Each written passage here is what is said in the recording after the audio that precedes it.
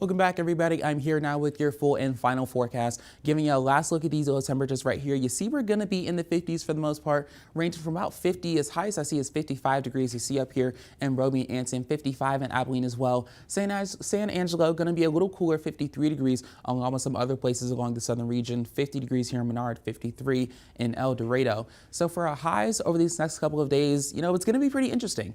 Tomorrow's our last warm day of the week. We're going to be at 75 degrees, but there's going to be the cold front that comes in Wednesday night. We'll be seeing some effects prior to that, mainly the gusty winds that'll be happening, 20 miles per hour constantly, gusting up to 30 miles per hour. So that cold front come through Wednesday, bringing us some slight rain chances. And after Thursday, we're actually going to see our weather calm down a bit. Going into the weekend, there's going to be high pressure that builds, and we're going to rise back up into the 60s for our temperatures before we see another cold front at the end of the weekend. So for your travel forecast, these are the temperatures for the Dallas-Fort Worth Airport. It'll be 57 degrees in the morning time. It'll be a bit cloudy, but there aren't really going to be any rain things happening. Going to be fairly unlikely. In the afternoon, going to be 74 degrees. There will be storms that will be coming more so in the evening, not as much the afternoon. So your afternoon travel will actually be pretty clear, and your chances of seeing delays will be pretty unlikely.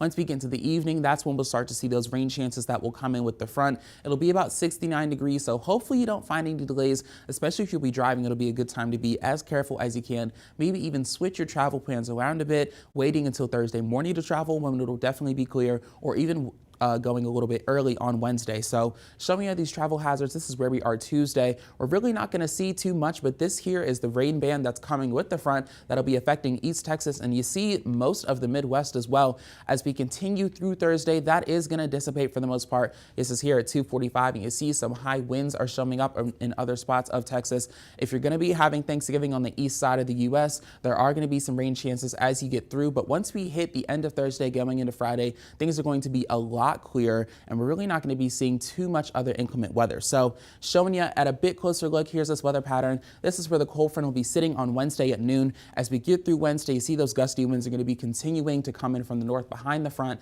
and by Thursday midnight, that cold front will be over top of us, and those rain chances will be coming in overnight, particularly for southeastern counties, so areas like Junction, Mason. You guys are going to be the ones to look out for these rain chances the most, because the rain is really going to be continuing to be moving for the east for the rest of the area. So for your actual Thanksgiving Day forecast, we're going to be seeing pretty nice weather. It's going to be about 58 degrees. There are going to be those strong winds still coming in because of the front, but afterwards, we're still going to be seeing a partly cloudy day. You might see the sun in some of those later afternoon and evening hours. So to wrap it all up with your 7-day, it's going to be a pretty cloudy end to the week. Thanksgiving will still be a good one, despite it being a chilly one. Definitely have your sweaters out if you have the opportunity. Once we get into next week and the weekend, we're going to warm up a little bit with a cold front coming in on Saturday that could bring some slight rain chances, but overall a great weekend in general.